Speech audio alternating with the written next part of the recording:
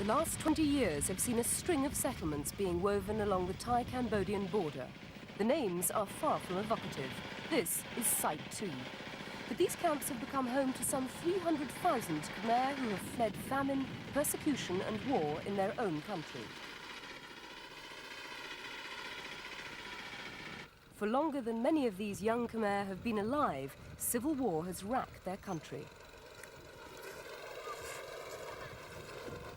First, involvement in the Indo-Chinese War involving America and Vietnam, and then 12 years of internal conflict have left their marks on the population. Mines are one reason why few Khmers venture far from the camps. As many as 1,000 people every month are injured in explosions, a figure that relief agencies fear may increase in the near future. The Landmine Awareness Programme is a United Nations-sponsored project. It was set up to counter two threats, one immediate and the other a consequence of any future peace. Economic pressures and shortages force many of the refugees to risk the minefields every day. They leave the camps to trade, collect wood, or even mines to sell as scrap metal. They've heard that mines can look like corn cobs or shoe boxes, but few have seen them. The LMAP is all about educating the people about the risks they face on such expeditions. In their haste to help injured friends or family, they too can become victims if they fail to take the right precautions. In addition to the civilians who lose limbs in such explosions, there are many more young men fighting in the continuing civil war who are injured. Within their present society, they can expect no recompense or pension for their disability. Self-esteem is constantly challenged. As well as the economic problems that force many out into the dangerous areas, some feel that it is simply a question of belief.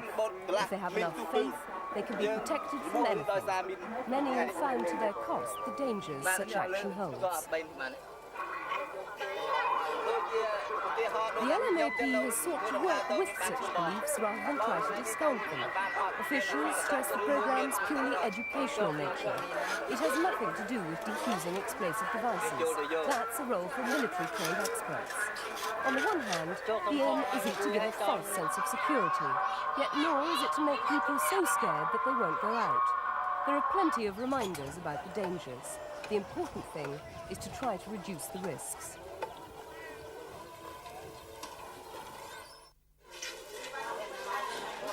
The second, and in some ways greater concern for the relief agencies, lies with the future. As busy as the local hospitals are already, it is nothing compared to what would follow the repatriation to Cambodia of thousands of unprepared refugees. Ironically, peace in Cambodia could exact a heavy toll on the civilian population. The effects of the possible fate that awaits them already exists in microcosm. Medical resources are stretched to the limit. What physiotherapy that exists is on a small scale.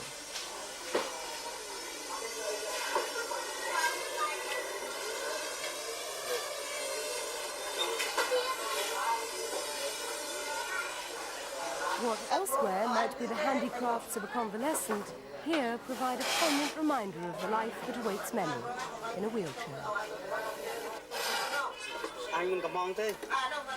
Prosthetics are already in short supply, and many patients have long waits before they receive rudimentary artificial limbs. This could all be exacerbated if a ceasefire were followed by a mass return of refugees to Cambodia without any comprehensive demining operation.